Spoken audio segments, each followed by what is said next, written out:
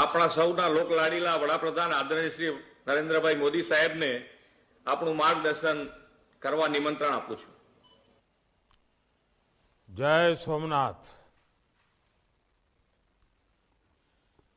कार्यक्रम में उपस्थित गुजरात के मुख्यमंत्री श्री भूपेंद्र भाई पटेल, प्रदेश भारतीय जनता पार्टी के अध्यक्ष और संसद में मेरे साथी श्री CR पाटिल जी,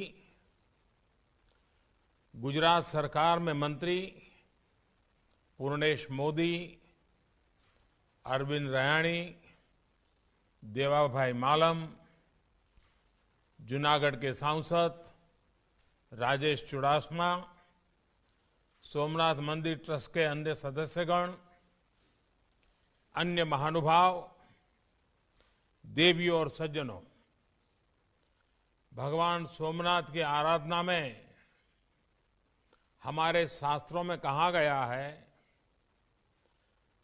भक्ति प्रदानाय कृपा अवतीर्णम तम सोमनाथम शरणम प्रपद्ये। यानी भगवान सोमनाथ की कृपा अवतीर्ण होती है, कृपा के भंडार खुल जाते हैं। पिछले कुछ समय से जिस तरह यहां एक के बाद एक विकास कार्य हो रहे हैं, ये सोमनाथ दादा की ही विशेष कृपा है। मैं इसे अपना सौभाग्य मानता हूं कि सोमनाथ ट्रस्ट से जुड़ने के बाद मैं इतना कुछ होते हुए देख रहा हूं। कुछ महीने पहले यहां एग्जीबिशन गैलरी और प्रोमेनाड समेत कई विकास कार्यों का लोकार्पण हुआ था। पार्वती मंदिर की आधारशिला भी रखी गई थी और आज सोमनाथ सर्किट हाउस का लोकार्पण भी हो रहा है। मैं इस महत्वपूर्ण अवसर पर गुजरात सरकार को, सोमनाथ मंदिर ट्रस्ट को और आप सभी को हार्दिक बधाई देता हूं। साथियों, ये जब सर्किट हाउस की कमी एक है, अतिथि गृह वो भी दूर, तो बाहर से आने वालों को ठहराने के लिए मंदिर ट्रस्ट पर ही काफी दबाव रहता था। अब ये सर्किट हाउस बनने के बाद, एक स्वतंत्र व्यवस्था बनने के बाद, और वो भी मंदिर के से कोई ज्यादा दूर नहीं है,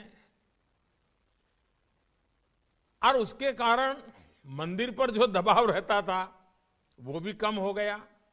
अब वो अपने मंदिर के काम में ज्यादा ध्यान दे पाएंगे। मुझे बताया गया है कि इस भवन को इस तरह बनाया गया है, यहां रुकने वाले व्यक्तियों को सी व्यू मिले, समुद्र दर्शन होते रहे। यानी लोग जब यहां शांति से अपने कमरे में बैठेंगे तो उन्हें समुद्र की लहरें भी दिखेगी और सोमनाथ का शिखर भी नजर आएगा।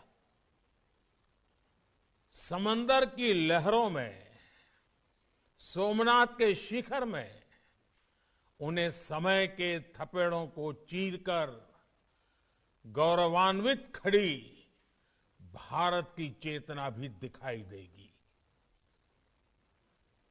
इन बढ़ती हुई सुविधाओं की वजह से भविष्य में दीव हो, गीर हो, द्वारिका हो, बेट द्वारिका हो, इस पूरे क्षेत्र में जो भी यात्री आएंगे, सोमनाथ एक प्रकार से इस पूरे टूरिज्म सेक्टर के क्षेत्र का एक सेंटर पॉइंट बन जाएगा, एक बहुत बड़ा महत्वपूर्ण ऊर्जा केंद्र बन जाएगा। साथियों, जब हम अपनी सभ्यता की चुनौतियों से भरी यात्रा पर नजर डालते हैं तो अंदाज होता है कि भारत सैकड़ों वर्षों की गुलामी में किन हालातों से गुजरा है। जिन परिस्थितियों में सोमनाथ मंदिर को तबाह किया गया और फिर जिन परिस्थितियों में सरदार वल्लभ भाई पटेल के प्रयासों से मंदिर का जीर्णोद्धार हुआ, वो दोनों ही हमारे लिए एक बहुत बड़ा संदेश है। आज आजादी के अमृत महोत्सव में हम देश के अतीत से जो सीखना चाहते हैं, सोमनाथ जैसे आस्था और संस्कृति के स्थल उसके अहम केंद्र हैं। साथियों, अलग अलग राज्यों से, देश और दुनिया के अलग अलग कोनों से सोमनाथ मंदिर में दर्शन करने हर साल करीब करीब 1 करोड़ श्रद्धालु आते हैं। ये श्रद्धालु जब यहां से वापस जाते हैं तो अपने साथ कई नए अनुभव, कई नए विचार, एक नई सोच लेकर के जाते हैं। इसलिए एक यात्रा जितनी महत्वपूर्ण होती है, उतना ही महत्वपूर्ण उसका अनुभव भी होता है। तीर्थ यात्रा में तो खासकर हमारी इच्छा होती है कि हमारा मन भगवान में ही लगा रहे। यात्रा से जुड़ी अन्य परेशानियों में हमें जूझना न पड़े, उलझना न पड़े। सरकार और संस्थाओं के प्रयासों ने कैसे कई तीर्थों को संवारा है। सोमनाथ मंदिर इसका भी जीवंत उदाहरण है। आज यहां आने वाले श्रद्धालुओं के लिए रुकने की अच्छी व्यवस्था हो रही है। सड़कों और ट्रांसपोर्ट की सुविधा बढ़ रही है। यहां बेहतर प्रोमेनाड विकसित किया गया है। पार्किंग सुविधा बनाई गई है। टूरिस्ट फैसिलिटेशन सेंटर बनाया गया है। साफ सफाई के लिए वेस्ट मैनेजमेंट की आधुनिक व्यवस्था भी की गई है। एक शानदार पिलग्रिम प्लाजा और कॉम्प्लेक्स का प्रस्ताव भी अपने अंतिम चरणों में है। हम जानते हैं, अभी हमारे पूर्णेश भाई उसका वर्णन भी कर रहे थे, मां अंबाजी मंदिर में भी इसी तरह के विकास और यात्री सुविधाओं के निर्माण के लिए विचार चल रहा है। द्वारकाधीश मंदिर, रुक्मणी मंदिर, गोमती घाट समेत और भी ऐसे कितने ही विकास कार्यों को ऑलरेडी हम लोगों ने पूर्ण कर लिया है। ये यात्रियों को सुविधा भी दे रहे हैं और गुजरात की सांस्कृतिक पहचान भी मजबूत कर रहे हैं। मैं इस उपलब्धियों के बीच गुजरात के सभी धार्मिक और सामाजिक संगठनों को भी इस अवसर पर जरूर साधुवाद देता हूं, कि बधाई देता हूं। आपके द्वारा व्यक्तिगत स्तर पर भी जिस तरह विकास और सेवा के काम सतत किए जा रहे हैं, वो सब कुछ मेरी दृष्टि से तो सबका प्रयास, इस सबका प्रयास की भावना के उत्तम उदाहरण है। सोमनाथ मंदिर ट्रस्ट ने कोरोना की मुश्किलों के बीच जिस तरह यात्रियों की देखभाल की, समाज की जिम्मेदारी उठाई, उसमें जीव ही शिव, ये जीव ही शिव के हमारे विचार के दर्शन होते हैं। साथियों, हम दुनिया के कई देशों के बारे में सुनते हैं कि उनकी अर्थव्यवस्था में पर्यटन का योगदान कितना बड़ा है, इसको बहुत प्रमुखता से दर्शाया जाता है। हमारे यहां तो हर राज्य में, हर क्षेत्र में, दुनिया के देशों में, एक एक देश में जितनी ताकत है उतनी हमारे एक एक राज्य में है। ऐसी अनंत संभावनाएं हैं। आप किसी भी राज्य का नाम लीजिए, सबसे पहले मन में क्या आता है? गुजरात का नाम लेंगे तो Somnath, Dwarka, statue of unity, Dholavira, Kutch का रण, ऐसे अद्भुत स्थान मन में उभर आते हैं। यूपी का नाम लेंगे तो अयोध्या, मथुरा, काशी, प्रयाग, कुशीनगर, विंध्याचल जैसे अनेकों नाम एक प्रकार से अपने मानस छवि पे छा जाते हैं। सामान्य जन का हमेशा मन करता है कि इन सब जगहों पर जाने को मिले। उत्तराखंड तो देवभूमि ही है। बद्रीनाथ जी, केदारनाथ जी वहीं पर है। हिमाचल प्रदेश की बात करें तो मां ज्वाला देवी वहीं है, मां नैना देवी वहीं है। पूरा पूर्वोत्तर देवी और प्राकृतिक आभा से परिपूर्ण है। इसी तरह रामेश्वरम जाने के लिए तमिलनाडु, पुरी जाने के लिए उड़ीसा, तिरुपति बालाजी दर्शन के लिए आंध्र प्रदेश, सिद्धि विनायक जी के लिए महाराष्ट्र, सबरीमाला के लिए केरला का नाम आता है। आप जिस किसी भी राज्य का नाम लेंगे, तीर्थाटन और पर्यटन के एक साथ कई केंद्र हमारे मन में आ जाएंगे। ये स्थान हमारी राष्ट्रीय एकता का, एक भारत श्रेष्ठ भारत की भावना का प्रतिनिधित्व करते हैं। इन स्थलों की यात्रा राष्ट्रीय एकता को बढ़ाती है। आज देश इन जगहों को समृद्धि के एक मजबूत स्रोत के रूप में भी देख रहा है। इनके विकास से हम एक बड़े क्षेत्र के विकास को गति दे सकते हैं। साथियों, पिछले 7 सालों में देश ने पर्यटन की संभावनाओं को साकार करने के लिए लगातार काम किया है। पर्यटन केंद्रों का ये विकास आज केवल सरकारी योजना का हिस्सा भर नहीं है, बल्कि जन भागीदारी का एक अभियान है। देश की हेरिटेज साइट्स, हमारी सांस्कृतिक विरासतों का विकास इसका बड़ा उदाहरण है। पहले जो हेरिटेज साइट्स उपेक्षित पड़ी रहती थी, उन्हें अब सबके प्रयास से विकसित किया जा रहा है। प्राइवेट सेक्टर भी इसमें सहयोग के लिए आगे आया है। इनक्रेडिबल इंडिया और देखो अपना देश जैसे अभियान आज देश के गौरव को दुनिया के सामने रख रहे हैं, पर्यटन को बढ़ावा दे रहे हैं।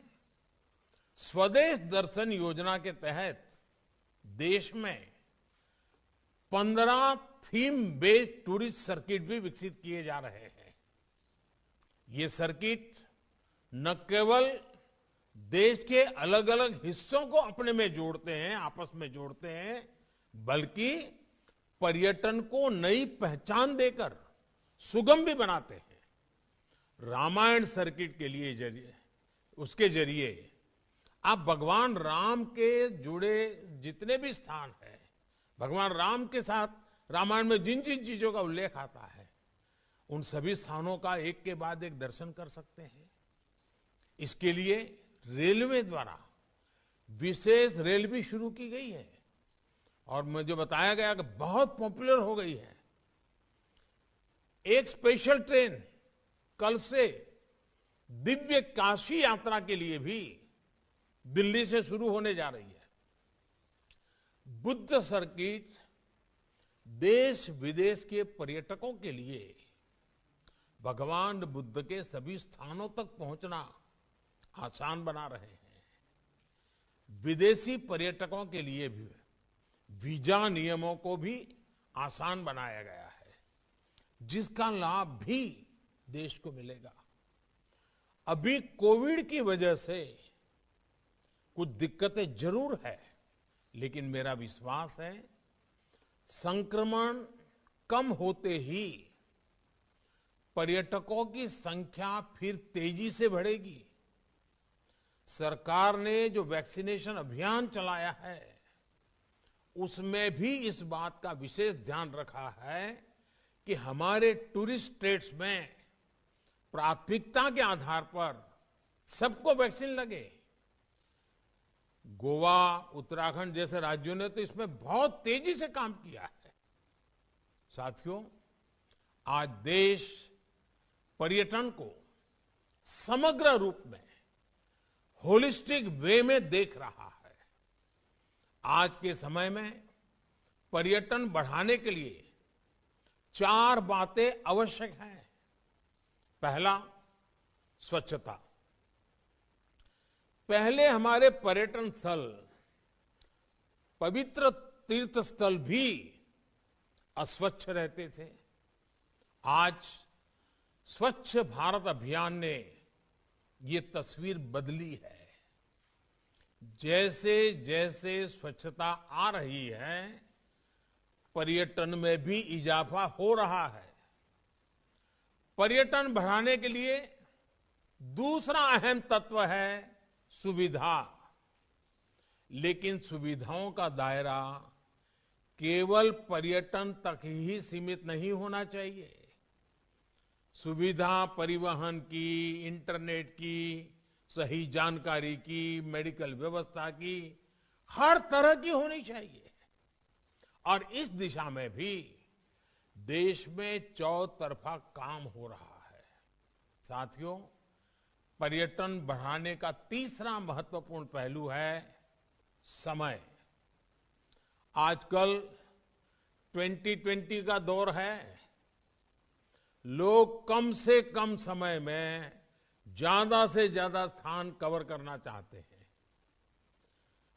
आज जो देश में हाईवेज, एक्सप्रेसवेज बन रहे हैं, आधुनिक ट्रेन्स चल रही है, नए एयरपोर्ट शुरू हो रहे हैं, उनसे इसमें बहुत मदद मिल रही है।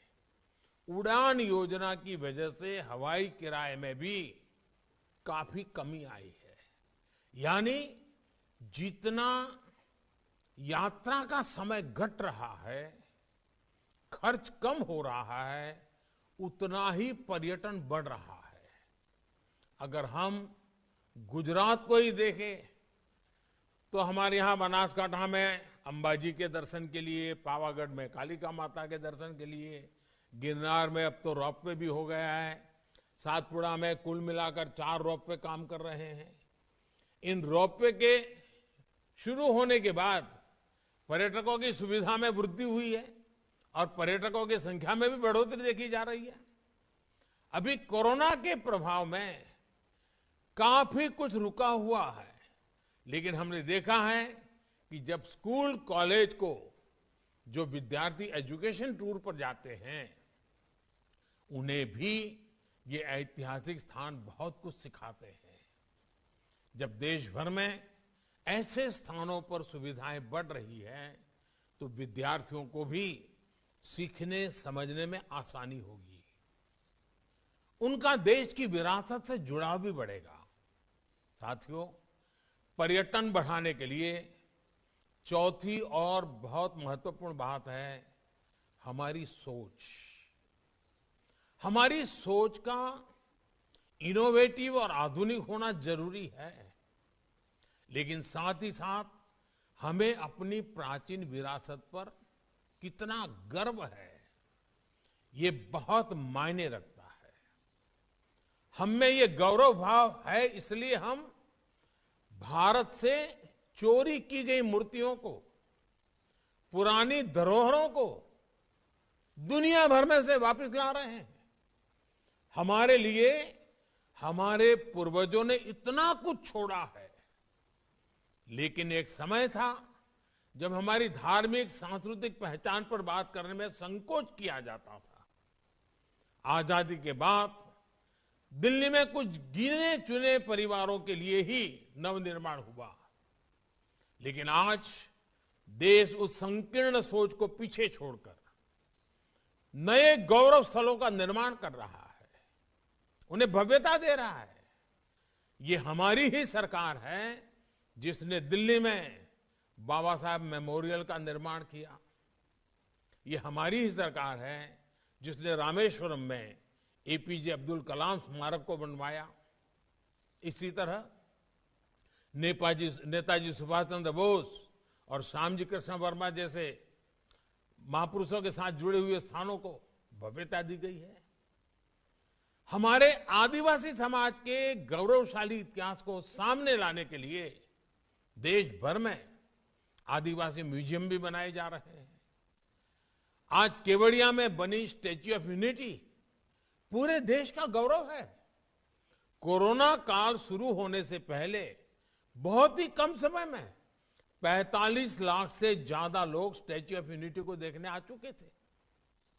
कोरोना काल के बावजूद अब तक 75 लाख से ज्यादा लोग स्टैच्यू ऑफ यूनिटी को देखने आ चुके हैं। हमारे नवनिर्मित स्थलों का यह सामर्थ्य है, यह आकर्षण है। आने वाले समय में ये प्रयास पर्यटन के साथ हमारी पहचान को भी नई ऊंचाई देंगे। और साथियों, जब मैं वोकल फॉर लोकल की बात करता हूं तो मैंने देखा है कुछ लोगों को यही लगता है कि मोदी का वोकल फॉर लोकल मतलब दिवाली के समय दिए कहां से खरीदना है। इतना सीमित अर्थ मत करना भाई। जब मैं वोकल फॉर लोकल कहता हूं तो मेरी दृष्टि से टूरिज्म भी इसमें आ जाता है। मेरा तो हमेशा आग्रह रहता है कि जो भी अगर परिवार में बच्चों की इच्छा है, विदेश जाना है, दुबई जाना है, सिंगापुर जाना है, मन करना है, लेकिन विदेश जाने का प्लान करने से पहले परिवार में तय करो।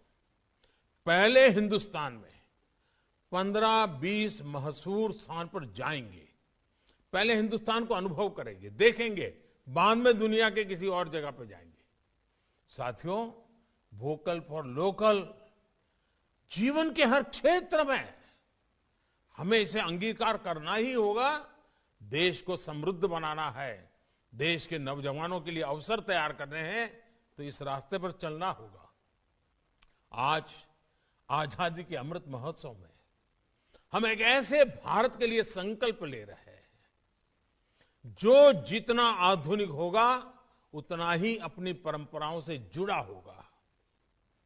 हमारे तीर्थ स्थान, हमारे पर्यटन स्थल इस नए भारत में रंग भरने का काम करेंगे।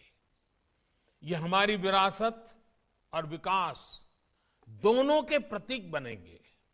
मुझे पूरा विश्वास है सोमनाथ दादा के आशीर्वाद से देश के विकास की ये यात्रा इसी तरह अनवरत जारी रहेगी।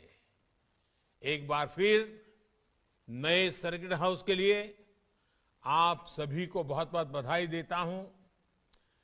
મને આનંદ થયો હોત કે આજે હું તમારી વચ્ચે રૂબરૂ આવી શક્યો હોત, જૂના જૂના બધા સાથીઓને મળવાનું થયું હોત, દાદાના પણ દર્શન થઈ જાત અને ત્યાં પણ જે વિકાસની પ્રવૃત્તિઓ ચાલી રહી છે ને નજરે જોઈ શકત। પરંતુ આપ જાણો છો સમયની પણ સીમા, સંજોગો પણ એવા અને સામે 26 જાન્યુઆરી પણ છે અને એના કારણે રૂબરૂ આવવાને બદલે વર્ચ્યુઅલી આપ સૌના પણ દર્શન કરી રહ્યો છું। દાદાના શિખરના પણ દર્શન કરવાનું સૌભાગ્ય મળ્યું છે। આપ સૌને ખૂબ ખૂબ શુભકામનાઓ। बहुत बहुत धन्यवाद। जय सोमनाथ।